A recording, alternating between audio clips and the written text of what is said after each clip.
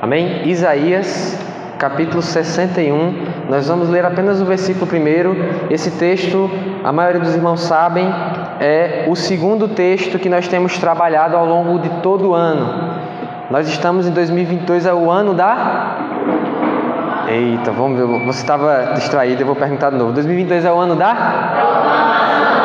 Amém. Um dos textos, o texto do segundo semestre, sobre o qual nós temos refletido, esse texto de Isaías, capítulo 61, e eu quero trazer algumas coisas a respeito desse texto para a nossa reflexão hoje, essa manhã. Amém? Diz assim o texto: o Espírito do Soberano, o Senhor, está sobre mim, porque o Senhor ungiu-me para levar boas notícias aos pobres, enviou-me para cuidar dos que estão com o coração quebrantado, anunciar liberdade aos cativos e libertação das trevas aos prisioneiros. Amém? O título dessa mensagem que eu quero compartilhar com você hoje é Até o Último Homem. Vamos ver isso juntos? Até o último homem. Você vai dizer: pastor, eu já ouvi essa expressão em algum lugar, pastor. Foi em alguma coisa que eu vi isso aí que você está dizendo, você está copiando. Exatamente, eu estou copiando essa expressão de um filme que eu já vou deixar de recomendação para quem não assistiu, embora eu acho que a maioria de nós já assistiu, porque filme bom é tão difícil hoje que todo mundo assiste, né? Você vai indicar um filme para as pessoas hoje: mas eu já assisti, é muito bom, né? Que está difícil de achar. Esse filme, ele conta a história de um soldado chamado Desmond Doss, baseado em fatos reais, inclusive esse filme, né? Um cristão que no contexto da Segunda Guerra, ele é um dos primeiros, se não me falha a memória, até o primeiro objetor de consciência, ou seja, aquele que decide e vai até as esferas judiciais naquele contexto não pegarem armas, não utilizar de armas no contexto da Segunda Guerra Mundial, que é a guerra mais sangrenta da nossa história. E essa mensagem, ela, de certa forma, ela reflete um pouquinho do espírito do Doss. Mesmo desprezado ali pelos seus colegas, sendo tratado como um covarde, sendo tratado como alguém que está fugindo da batalha, no final das contas, em uma trincheira específica, ele foi fundamental para salvar a vida de dezenas de pessoas. E enquanto ele está lá, uma das cenas marcantes do filme, as pessoas já fizeram vários reels sobre isso, Enquanto ele está lá nas trincheiras, ele está procurando, ele consegue salvar um, e a oração dele é: me dá mais um, Senhor. Eu quero mais um. E eu queria que essa fosse a nossa oração, não a respeito de uma guerra física necessariamente, mas que nós saíssemos daqui com esse mesmo desejo: Senhor, eu quero mais um. Senhor, eu quero encontrar uma dessas pessoas que estão sendo narradas aqui no texto. Senhor, eu não quero viver uma vida onde eu estou me blindando de todo tipo de preocupação, blindando os meus relacionamentos das pessoas complicadas, blindando a minha vida desse tipo de gente que o texto de Isaías vai trazer. Senhor, eu quero mais um. Espero que essa manhã nós saímos aqui com esse desejo. Então, tendo esse filme em mente, nós vamos talvez recorrer a ele em alguns momentos. Eu queria que você observasse, comigo, o fato de que Isaías foi um profeta bem longevo. Ele pegou vários reis no ministério de Isaías, que é o profeta que nós estamos lendo aqui. O ministério profético dele, começa no ano em que morreu o rei Uzias, diz Isaías capítulo 6. E aí vai ter Uzias, vai ter Ezequias, vai ter Manassés. Inclusive, boa parte daqueles que se dedicam a estudar a vida de Isaías, alguns comentam, embora haja discordância, de que Isaías ele tenha sido morto, cerrado ao meio por Manassés, que foi um dos piores, se não o pior rei da história de Judá. Então esse ministério do profeta, ele é longevo, mas uma característica que precisa chamar a nossa atenção quando nós lemos a profecia de Isaías é que, por bons motivos, ele é conhecido como o evangelista do Antigo Testamento. Nenhum profeta falou tanto a respeito de Jesus, falou tanto a respeito do ministério de Cristo quanto Isaías. Porque ele vai trazer desde o princípio alguns temas que remetem ao Evangelho. O fato de que a nação de Israel havia decaído do seu estado de propósito original. Você que não estava na EBD hoje, você perdeu um ensinamento poderoso que foi dado aqui sobre Sal. Só digo isso. Quem estava na sala dos adultos aqui falou sobre Sal e sobre como o Sal estava ligado à aliança de Deus com o seu povo. Isso é só uma provocação para você vir para a EBD em nome de Jesus. Sala de adultos e jovens está com tudo. Então, na EBD falamos sobre isso, sobre essa aliança de Deus com o seu povo no Antigo Testamento, né? Mas o povo tentando separar o seu sal com o sal de Deus, retirou Deus da história. Porque não há como separar, como vimos hoje na escola bíblica dominical. E ao fazer essa separação, a glória do Senhor, que era a marca do povo de Israel, ela vai se afastando. E um dos grandes temas do texto de Isaías é isso. O Senhor, ele não tem a prazer naquilo que o povo de Israel tem feito. O povo tem pecado, o povo tem desobedecido, tem tentado retirar a sua parte do sal da aliança. E com isso está retirando também a presença de Deus. Mas há um segundo tema. Junto com esse primeiro tema, há o juízo do Senhor sobre a nação. Um segundo tema muito importante. Deus, ele tem um servo que virá um tempo oportuno para restaurar essa aliança. Para fazer com que esse povo, que tem uma dificuldade absurda de obedecer a Deus, sempre procurando formas de fazer aquilo que é errado, ele um dia conseguirá obedecer. E há a promessa de que a lei do Senhor, ela será colocada não mais na cabeça com aqueles filactérios, não nos braços, não nos umbrais das portas, mas nos corações. Esse é o segundo tema. E o terceiro tema é que esse Deus, ao mesmo tempo em que ele providencia o resgate do seu povo, ele vem também com juízo. Nós lemos, se você for olhar o versículo 2 do capítulo 61, vai dizer que para proclamar o ano da bondade do Senhor e o dia da vingança do nosso Deus. Esses três temas, além de outros secundários e muito importantes também, eles fazem parte da carta de Isaías, da profecia de Isaías, do texto de Isaías. Mas uma coisa eu queria chamar a atenção para você é que o nome Isaías parece que já pregava antes dele. Isaías significa Deus é o nosso Salvador, mais ou menos isso. Remete ao fato de que o Deus é o único que detém de fato a capacidade, o poder e a vontade de salvar o seu povo. Porque se ele detesse apenas a capacidade e o poder, mas não detesse a vontade, nós estaremos perdidos. Mas ele não é apenas um Deus que tem poder para salvar, que tem capacidade para manter a nossa salvação, mas ele é um Deus que deseja. A palavra de Deus, ela diz que o desejo do Senhor é que todos cheguem ao conhecimento do Senhor, que cheguem ao arrependimento. A palavra de Deus diz que o Senhor não tem prazer na morte do ímpio. E meus irmãos, tenha muito cuidado com qualquer tipo de ensino que contraria esse pensamento, que vai dizer que Deus, ele largou determinadas pessoas à sua própria sorte e ele não tem nenhum tipo de compaixão delas. Deus deseja ver todas as pessoas salvas. Isso não quer dizer que todas se salvarão, infelizmente, mas a oferta, o convite, a chamada, o poder do sangue de Jesus é para salvar toda e qualquer pessoa. Diz o apóstolo João na sua primeira carta, ele é a propiciação pelos nossos pecados, mas não apenas pelos pecados do mundo inteiro. Nem todos irão se salvar, mas a oferta, o poder, a capacidade que há nesse poder é para a salvação de todos. E meus irmãos, dentro desses todos, e agora já entrando no texto que nós iremos falar essa manhã, há um grupo de pessoas que é alvo dessa mensagem do proclamador. Nós já falamos aqui várias vezes sobre esse texto, passamos quase 10 mensagens falando sobre esse Espírito Santo que está sobre mim e que me unge para proclamar. Sabemos, meus irmãos, que em Isaías 61 o proclamador por excelência é o Senhor Jesus Cristo. Não à toa que ele vai repetir esse texto, ele vai ler esse texto lá em Lucas capítulo 4, na sua cidade natal, em Nazaré, e quase que o pessoal derrubava ele da montanha, só porque ele leu o texto e diz, olha, Jesus disse, esse texto aqui de Isaías acabou de se cumprir aqui. Mas, como já dissemos a primeira vez que pregamos esse texto, o Senhor Jesus, ele não lê até a parte do dia da vingança. Ele diz, olha, o ano da bondade do Senhor, e para na primeira parte do versículo 2. O que significa dizer que o dia da vingança ainda não chegou. Ou seja, até o dia da vingança, até o dia que o Senhor vem executar juízo sobre a terra, continua sendo o ano da bondade do Senhor, o ano da proclamação do Senhor. O ano de proclamar não é só 2022. 2022 é para você despertar para isso. 2022 é para você se lembrar disso e para a gente refletir em várias verdades a respeito desse assunto. Mas o ano da bondade, o ano da proclamação é até que o Senhor Jesus venha, em nome do Senhor Jesus. Glórias a Deus. Então, primeira coisa que eu queria chamar a atenção para você é que esse proclamador, agora cheio do Espírito Santo, e eu espero que você tenha compreendido tudo aquilo que falamos a respeito do Espírito Santo, ele é enviado, olha o que ele diz aqui, enviou-me para cuidar, porque o Senhor ungiu-me para levar boas notícias aos pobres. A palavra pobre aqui é um termozinho no hebraico que chama anav, e significa pelo menos duas coisas. Pobre no sentido financeiro da palavra, pessoas pobres, pessoas que têm o recurso limitado, questão socioeconômica, mas também há um outro significado.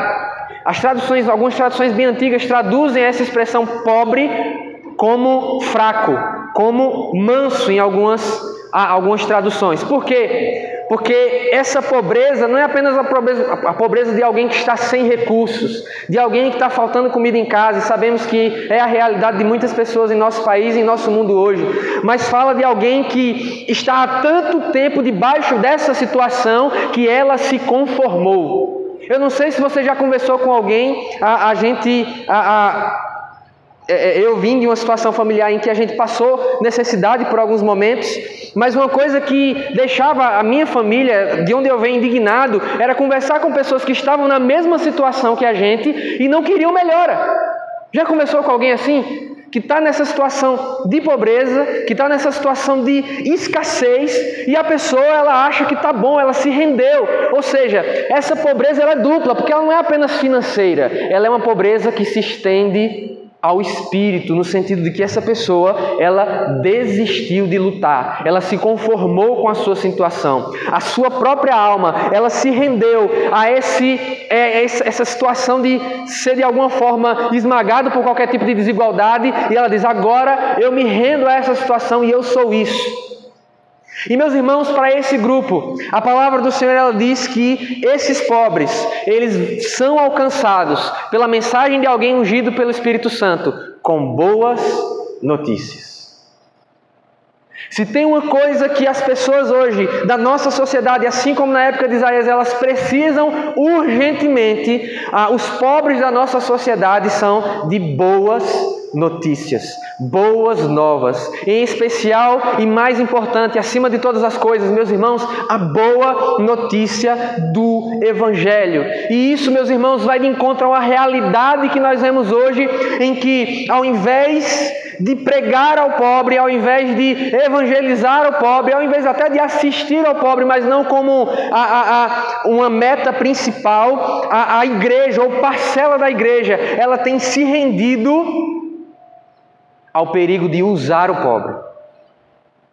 Nós lemos lá no Evangelho de João a passagem da mulher que derrama aquele frasco, né, de perfume aos pés do Senhor Jesus, caríssimo.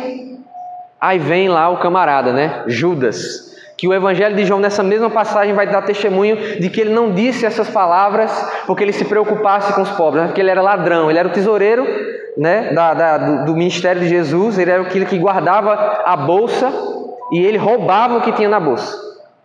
E ele vai dizer, por que foi feito isso aí? Devia ter vendido esse conteúdo e ter distribuído aos pobres. Disse isso não por preocupação, mas porque ele queria pegar um dinheirinho. É exatamente o que nós vemos acontecendo dentro e fora das igrejas, ou dentro e fora de algumas realidades da nossa sociedade. Pessoas que querem usar da limitação, da escassez, da pobreza, para fazer dela um meio de benefício próprio. Em todas as esferas. Na igreja, infelizmente, tem pessoas fazendo isso. Prometendo coisas. Bruno falou aqui sobre isso no momento de dízimos e ofertas. Promessas e mais promessas. Templos lotados. Objetos dos mais variados. Então, esse tipo de objeto aqui, essa rosa, isso aqui, e se aproveitando da crença das pessoas, da honestidade das pessoas, e dizendo, você vai alcançar isso se você pagar, às vezes tirando do que comer da família para pagar isso aqui. Isso é usar a pobreza, não é dar boas notícias, não é apresentar a mensagem do Evangelho. E isso se repete em vários outros níveis da sociedade. Ao final dessa mensagem, o objetivo que a gente precisa chegar é de que até o último homem nós iremos proclamar, sem fazer das pessoas para as quais nós proclamamos um meio para atingir benefícios próprios. O verdadeiro proclamador, ele não se aproveita da situação daquele que está recebendo a mensagem. O verdadeiro proclamador, ele não se aproveita da condição da pessoa que recebe a mensagem. E nós temos visto isso, meus irmãos. É por isso que a mensagem do Evangelho ela tem sido tão desacreditada, porque nós não conseguimos mais compartilhar o Evangelho, apenas o Evangelho. A gente usa da situação das pessoas. E eu me lembrando do filme, vários momentos o soldado, quando ele encontra alguém que está ali perdido no campo de batalha, parado, resgata, traz de volta para o acampamento, e aquilo ali é uma boa notícia para aqueles que estão na guerra. Quando nós nos apropriamos das condições dos pobres para benefício próprio, nós estamos, na verdade, não apenas envergonhando o Evangelho, mas a gente está substituindo a boa notícia por coisas simplistas, por aspectos da vida humana que até têm sua importância, mas que não vão fazer diferença na eternidade das pessoas. Não vai mudar a eternidade das pessoas. Eu louvo a Deus, porque no momento em que, na minha infância, 10 anos na verdade, 2004, quando minha família ela passava o pior momento da sua vida, Deus enviou um casal de missionários, uma família de missionários. E eles, várias vezes, eles levavam cesta básica para a gente. Mas todas as vezes que a gente tinha o estudo bíblico, era a palavra que era pregada. Eles passaram quase 2 anos, eu já dei esse testemunho várias vezes aqui, mas eu gosto de repetir. Eles passaram quase 2 anos, pacientemente, evangelizando minha família. Por isso que, eu sou sempre contra pessoas que esperam resultado fast food. A gente sai para evangelismo de rua, que é muito importante, é atividade de proclamação. Aí tem gente que volta, pastor, não converteu ninguém. Meus irmãos, a Bíblia, a palavra de Deus, ela é um martelo que esmiuça a penha.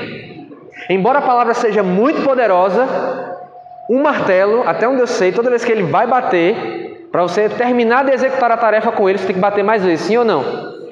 Ou seja, não é só bater uma vez. Quando a gente vai evangeliza na rua, é uma batida. Aí aquela pessoa chega, alguém convida ela para a igreja, aquela mesma que a gente evangelizou na rua, ela vai para a igreja, ela lembra na pregação daquilo que ela ouviu na rua no evangelismo, outra martelada. Aí vai o amigo, diz, eu estou orando por você e você precisa conhecer a Cristo, outra martelada. E uma hora apenas esmiuça, meu irmão. Uma hora apenas bagaça. Mas é um martelado. E durante quase 2 anos aquela família de missionários, eles martelaram, sem nunca chamar a gente para ir para a igreja, que é outro dos erros que a gente comete também. Não estou dizendo que você não pode convidar pessoas para ir para a igreja, convide, mas não faça isso a prejuízo da mensagem do Evangelho. Não faça isso a prejuízo da sua tarefa de proclamador, em nome do Senhor Jesus, amém? Você está comigo? Segunda coisa que está assim sendo apresentada aqui no texto é cuidar dos que estão com o coração quebrantado. 2 expressões, lev shavar, aqueles que estão com o coração quebrantado, ou seja, Ele enviou você, Ele enviou a mim para cuidar dos que estão com o coração quebrantado. O que significa então esse coração quebrantado? A gente poderia substituir essa expressão por mutilados de alma. Esse quebrantado aqui envolve ferimento, envolve mutilação.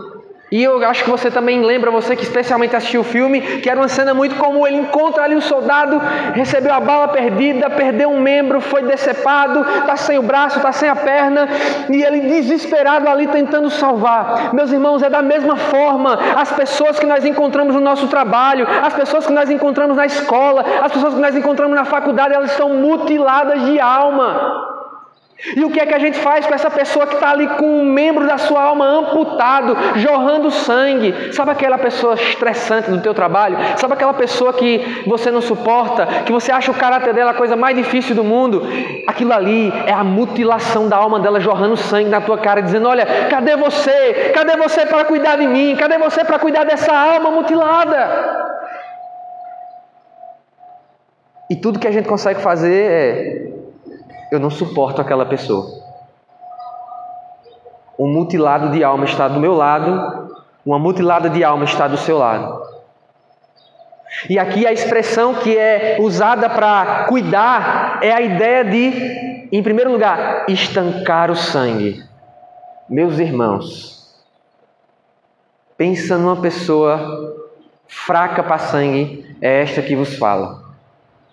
Eu sou muito fraco para ver sangue, por isso que eu admiro o trabalho de gente que atua na área de saúde, que vê aquele gererê quando chega no hospital de acidente e vai limpar, e vai tratar, e vai estancar, socorrista. Meu Deus do céu! Mas quando o texto fala que nós somos enviados para cuidar dos quebrantados de coração, é justamente isso. A pessoa está jorrando infelicidade, a pessoa está jorrando ansiedade, a pessoa está jorrando tristeza. O sangue dessa mutilação está jorrando na nossa cara, mas eu e você, que somos proclamadores, a gente chega com a atadura, está sangrando, mas se é até o último homem, nós vamos, estancamos o sangue e nós dizemos: você não vai morrer, em nome de Jesus. Nós somos esses que vão até o último homem. Nós precisamos parar de reclamar das pessoas ao nosso lado e olhar como Jesus olha, pessoas mutiladas, pessoas que todos os dias vão para o trabalho com a perna faltando. Nós já fomos assim. Talvez o exército de Cristo seja o exército de mutilados que sararam, que perdeu o braço, mas Jesus colocou uma prótese, que perdeu a perna, mas Jesus restaurou. Como nós podemos deixar os mutilados de alma jogados por aí? Qualquer coisa entretém. Quando eu era... Os meninos que ainda alcançaram, os homens que alcançaram ainda essa época, infelizmente eu sinto por isso, mas as novas gerações a gente vai ter que precisar resgatar isso, que está muito no celular e tudo mais. Mas eu cresci jogando bola na rua. E uma cena muito comum para quem jogava bola na rua era você estar ali diante do gol, dava aquela limpada para chutar, e agora? Pegava no calçamento. Dava aquela suave arrancada do samboque do dedo, que vinha metade assim, ficava aquela pelezinha bem bonita. O que era bem comum, não sei como é em Caruaru, porque eu cresci em Arco Verde, mas em Arco Verde era comum, você olhava assim um gererê, o sangue quente. Opa, terrinha aqui. Próxima. Sim ou não? Quem se identificou aqui? Olha aí, glória a Deus. Agora, apesar de todos que fizeram isso estão vivos, glória a Deus. Ninguém pegou tétano, ninguém pegou nenhuma doença. Quando nós desprezamos aqueles mutilados de alma ao nosso redor, nos trabalhos, é como se a gente estivesse dizendo: joga terra aí na tua ferida. Vai passar. Quando nós desprezamos as pessoas que estão entristecidas, raivosas muitas vezes, pessoas que elas representam muitas vezes tudo que a gente não concorda e não acredita, e a gente acha que a nossa tarefa não tem nada a ver com elas, nós estamos dizendo para ela: coloca terra aí na tua ferida, coloca terra aí na tua hemorragia. E as pessoas estão fazendo isso quando elas vão para os bares, quando elas vão para as oportunidades fáceis, quando elas se entregam ao pecado. Elas estão colocando terra nas suas feridas. E a gente está deixando elas fazerem isso. E a gente não está se incomodando que elas fazem isso. Tem um estabelecimento, a gente já conversei até com várias pessoas que moram lá na banda da Vila da Andorinha. Tem um camarada abriu um estabelecimento que não tem dado muito sucesso, porque ele fez com uma pompa arretada lá, é um bar. E todas as vezes que eu passo, que eu vejo 2, 3 pessoas nesse bar lá, perto lá de casa, a minha oração é que essa seja a lotação de todos os bares de Caruaru. Disso para menos.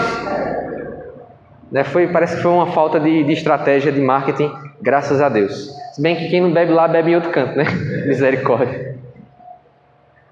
Mas deveria nos incomodar, meus irmãos. Foi porque a sociedade da sua época estava jogando terra nas feridas, Porque de cada 6, 7 casas, uma era uma taverna, era um bar em Londres. Foi por causa disso que John Wesley ele não conseguiu se conformar com aquilo ali. Abriu um clube na universidade só para orar. Só para orar, trazer ali uns textos e orar pela situação da nação. Que Deus promoveu um dos maiores avivamentos da história. Porque pessoas não conseguiam se conformar. Que todo mundo está ao redor, jogando terra na ferida. Isso não cuida. Isso não estanca. Isso mata. Isso é germe. Isso entra na corrente sanguínea e vai matando. É isso que a gente está deixando as pessoas fazerem, meus irmãos. E se nós somos proclamadores, nós somos terapêuticos. Como assim, pastor, somos terapêuticos?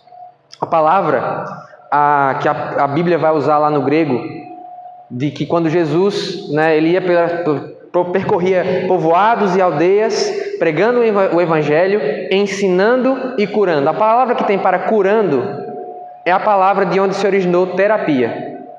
Ou seja, nenhuma comunidade deveria ser mais terapêutica, curadora, não curandeira, curadora, mais saradora, mais estancadora de feridas do que a igreja. E o que é que nós temos feito, meus irmãos? A exemplo da questão dos pobres, muitos dentro e fora da igreja não apenas jogam terra na ferida, mas se aproveitam da ferida muitas vezes. Meus irmãos, é de chorar, é de rasgar as vestes. Nós ouvimos testemunhos de lideranças no meio da igreja que se aproveitam de fragilidades, de pessoas que compartilham suas fragilidades, seus traumas, suas lutas, suas situações do passado com pastores, com presbíteros, com líderes. E elas são manipuladas a partir disso. Isso é coisa do diabo, eu digo aqui com todas as palavras. Porque nós, infelizmente, muitas igrejas, muitas lideranças se aproveitam das feridas das pessoas, das mutilações, e usam isso para benefício próprio. Mas já falamos isso no primeiro ponto e eu vou repetir. Os proclamadores nunca podem se aproveitar da condição daqueles que recebem a mensagem. Proclamador de verdade faz isso única e exclusivamente para glorificar o Espírito que o ungiu, para glorificar o Deus que o separou, em nome do Senhor Jesus. E a terceira coisa que é mencionada aqui no texto é que esses proclamadores que somos eu e você, eles anunciam liberdade aos cativos e libertação das trevas aos prisioneiros. Isso fala, essas duas expressões falam sobre quebrar correntes e desvendar ou tirar as pessoas do escuro, até porque você deve ter uma noção de que as prisões, se as prisões de hoje é daquele jeito que a gente costuma ver nos vídeos, nas divulgações sobre esse tema, imaginam que era uma prisão do tempo de Isaías. Imaginam que era Paulo e Silas cantando na prisão. Será que tinha uns 2 ou 3 ratatouille assim passando, enquanto ele cantava lá com Silas na prisão? Era um lugar de escuridão. Então, libertação aqui está quase que automaticamente associado à ideia de que a pessoa liberta, ela consegue enxergar, ela consegue ver de novo, ela consegue contemplar a vida como ela de fato é. E as pessoas lá fora, elas estão nessa realidade, elas estão presas, mas elas não conseguem nem esboçar uma reação porque elas não enxergam. A prisão é escura, elas só fazem bater as algemas umas nas outras. Mas o proclamador, uma proclamadora, ele não consegue se contentar com essa situação.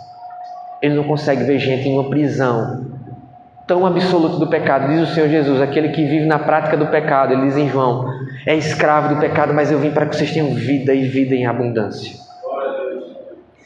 E às vezes, meus irmãos, nós pregamos para essas pessoas.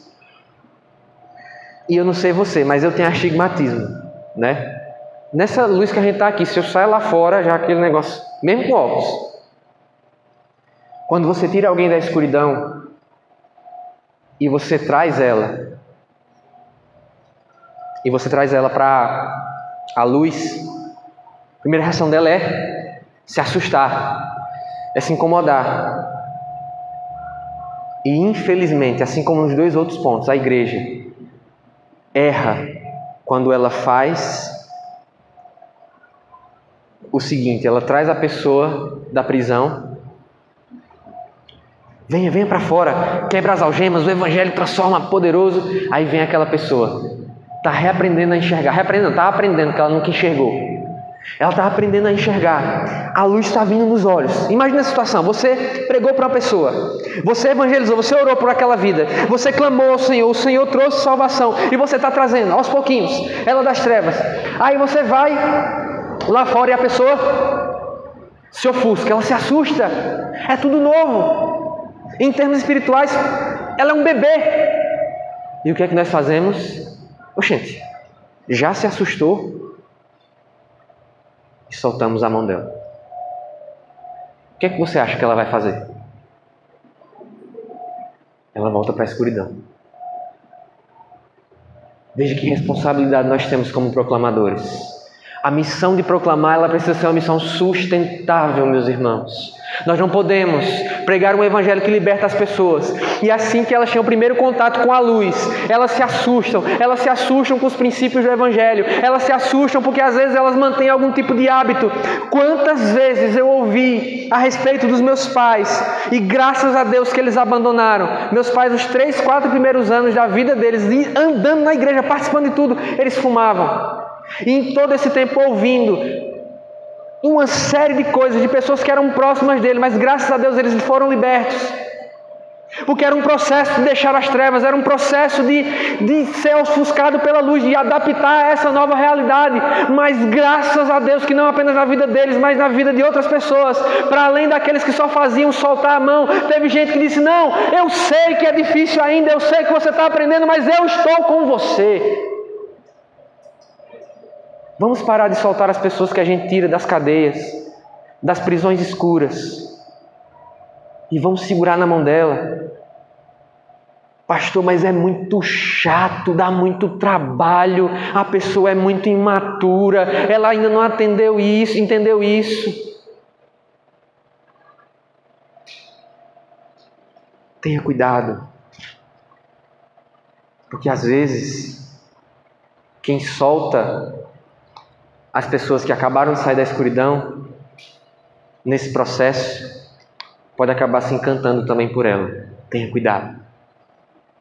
Tenha cuidado de continuar, insistir, perseverar, discipular, ensinar, manter, com tudo aquilo que você puder. Eu não estou aqui anulando a responsabilidade que cada um tem. Todos prestarão contas de si mesmo a Deus. Mas eu estou dizendo que nós não precisamos ser aqueles que soltam. Em nome do Senhor Jesus. Então, meus irmãos, nós não proclamamos, já caminhando para o final, nós não somos proclamadores para receber algo em troca. Nós somos proclamadores porque já recebemos. Nós não precisamos de nada, e não digo isso com qualquer orgulho que seja, não precisamos de nada daqueles que são pobres, seja financeiramente, seja em sua alma. Nós não precisamos de nada, de usar das pessoas que estão mutiladas emocionalmente, os quebrantados de coração, mutiladas em suas almas. Não precisamos usar dessas pessoas para alcançar benefício próprio, para alcançar status, para alcançar fama, para alcançar qualquer coisa que seja. Não precisamos daqueles que estão cegos, daqueles que estão encarcerados, daqueles que estão presos. Não precisamos no processo de resgatar de nenhuma dessas pessoas. Nós fazemos isso porque já recebemos, porque um dia fomos os mutilados de alma, um dia nós fomos os pobres, um dia nós fomos aqueles que estavam em cadeias, e nós passamos por esse processo porque alguém foi um proclamador, porque alguém entendeu que precisa ser até o último homem, precisa ser até a última alma, precisa ser até a última pessoa, independente de onde ela esteja. E que a minha e a sua oração essa manhã seja: Senhor, me dá mais um. Me dá mais um. Vai sangrar, a pessoa ela vai jorrar suas expectativas na sua cara, vai jorrar suas frustrações na sua cara. Você nem sempre vai ter a melhor palavra, o melhor remédio. Há uma cena em que o camarada dele dá morfina, a dose todinha de morfina que ele tinha.